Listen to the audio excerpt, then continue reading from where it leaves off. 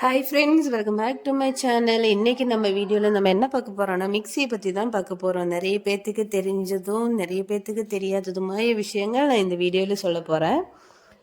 First mixie உங்களுக்கு கரெக்டாக எப்படி யூஸ் பண்ணணுங்கிறது உங்களுக்கு கரெக்டாக தெரியுமா?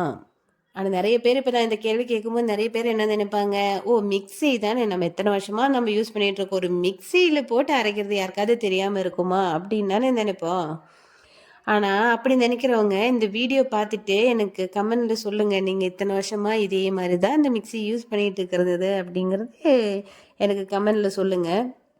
ஃபஸ்ட்டு நம்ம என்ன பண்ணோம், மிக்சியில் நம்ம எப்படி நம்ம வந்துட்டு போட்டு அரைக்கிறது.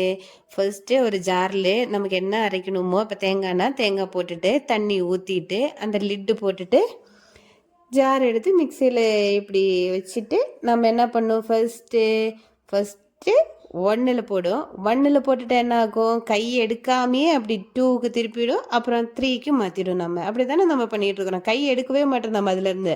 அப்புறம் நம்ம என்ன நினைப்போம், ஓகே 3ல் போட்டுட்டோம், இனி மிக்சி அது பாட்டுக்கு அரைச்சிக்கோ, நமக்கு எந்த வேலையும் இல்லைடா, நம்ம சும்மா அதில் கை பிடிச்சிட்டு அப்படி நின்றுட்டே இருக்கிறது மட்டும்தான் நம்ம வேலை, மற்றதெல்லாம் மிக்சி பார்த்துக்குவோன்னு நம்ம நினைப்போம். ஆனால் அப்படி கிடையாதுங்க.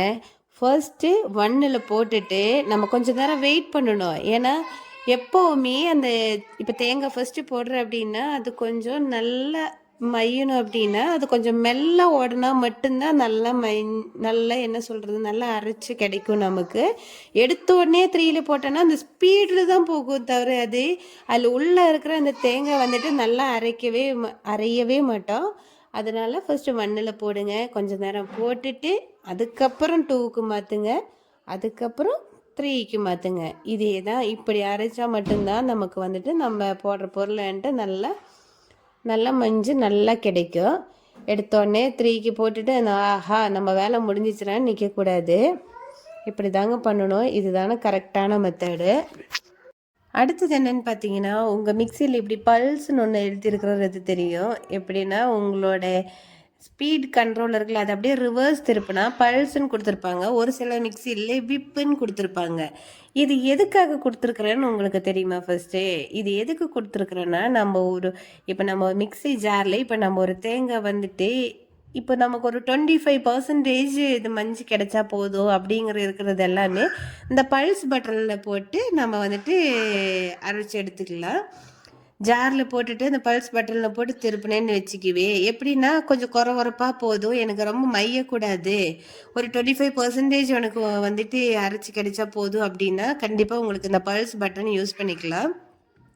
ரெண்டாவது இதோட யூஸ் என்னென்னு பார்த்தீங்கன்னா, பல்ஸ் பட்டனில் போட்டு ஒரு 25% இப்படி நல்லா அரைச்ச பின்னாடி நம்ம ஃபர்ஸ்ட்டு இதுக்கு ஸ்பீடுக்கு மாற்றிட்டோம் அப்படின்னா என்ன ஆகும்னா, அதோட அந்த வைப்ரேஷன் இல்லை எடுத்த உடனே நம்ம ஃபர்ஸ்ட்டு பட்டனில் போடும்போது வச்சுக்கவே என்ன ஆகும், ஃபர்ஸ்ட் எடுத்த உடனே மிக்சி ஒன்று வைப்ரேட் ஆகும்.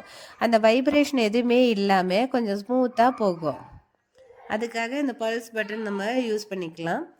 அடுத்தது என்னென்னு பார்த்தீங்கன்னா, நம்ம ஜாரில் போட்டு நம்ம தேங்காய் ஏதாவது அரைக்கும் போது என்ன ஆகும், அந்த சைடு லீக்கேஜ் ஆகும். எப்படின்னா அந்த ஜாரு லீக்கேஜ் ஆகும்போது அது வழியாக அந்த தண்ணி எல்லாம் ஒழுகி மிக்சி வழியாக அப்படி ஒழுகிட்டு வரும்னு வச்சுக்க, அந்த சைடு உள்ளே விழுந்து அந்த உள்ள வெளியிருந்து அப்படி சைடில் இறங்கி அங்கே ஒரு ஓட்டை மாதிரி தெரியுதா, அதுக்குள்ளே தான் அதோட மோட்டர் இருக்குது. அந்த இடத்துல அந்த தண்ணி போயிடுச்சுனாலே நமக்கு வந்துட்டு மிக்சி வந்துட்டு ரிப்பேர் ஆகிடும். நெக்ஸ்ட் என்னென்னு பார்த்தீங்கன்னா, நம்ம மோஸ்ட்லி என்ன நினைப்போம், நமக்கு சீக்கிரமாக வேலை முடிக்கணுன்னுக்காக நம்ம என்ன பண்ணோம், ஓவர்லோடு போட்டுருவாங்க. எப்படின்னா இப்போ ஒரு ஜாரில் நிறைய அரிசி போட்டுட்டு, அரிசியோ இல்லை என்னமோ நிறைய போட்டுருவாங்க, நிறைய போட்டு விட்டுட்டு போட்டு அரைச்சிக்கோ.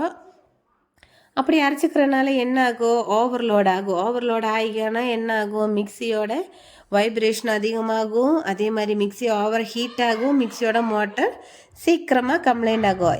அதனால எப்போவுமே நம்ம கொஞ்சமாக போட்டுட்டு தான். இந்த வீடியோவில் நான் உங்களுக்கு பெருசாக டிப்பெல்லாம் சொல்லித்தரல, உங்களுக்கு மிக்சி எப்படி கரெக்டாக யூஸ் பண்ணணுங்கிறது மட்டும்தான் சொல்லித்தர்றது. எப்படின்னா கரெக்டாக ஜார் எப்போவுமே கரெக்டாக அங்கே பாருங்கள், ஒரு கட்டிங் தெரியுதா, அந்த கட்டிங் இடத்துலையும் அதே மாதிரி மிக்சி ஜார்லேயுமே பாருங்கள் ஒரு கட்டு பார்த்தீங்களா, அந்த கட்டும் இந்த கட்டும் ஒட்டுக்க ஒரே இடத்துல இப்படி உட்கார்ற மாதிரி தான் திருப்பி போடணும். இல்லைன்னா என்ன ஆகும்னா நமக்கு மிக்சி ஜார் வந்துட்டு ஓவர் சவுண்டு வரும், அதே மாதிரி அதோட கப்ளிங் எல்லாம் போயிடும்.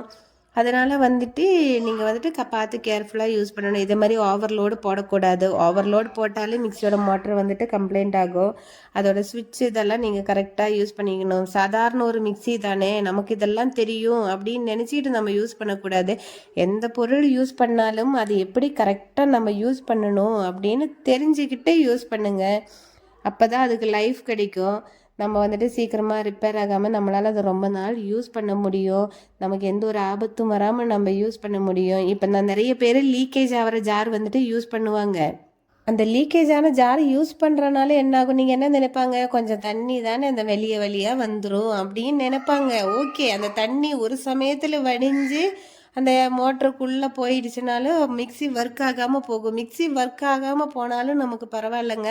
அது வழியாக ஏதாவது கரண்ட் வந்து பாஸ் ஆகி வந்துருச்சுன்னா என்ன ஆகும், நமக்கு ஷாக் அடிக்கும்ல. அதனால நிறைய ஆபத்தும் வரலாம்ல. அதனால் நீங்கள் ஒவ்வொரு பொருளும் எப்படி யூஸ் பண்ணணுங்கிறது கரெக்டாக தெரிஞ்சுக்கிட்டு நீங்கள் யூஸ் பண்ணுங்கள். இந்த வீடியோ பிடிச்சிருந்தா லைக் பண்ணுங்கள். தேங்க்யூ.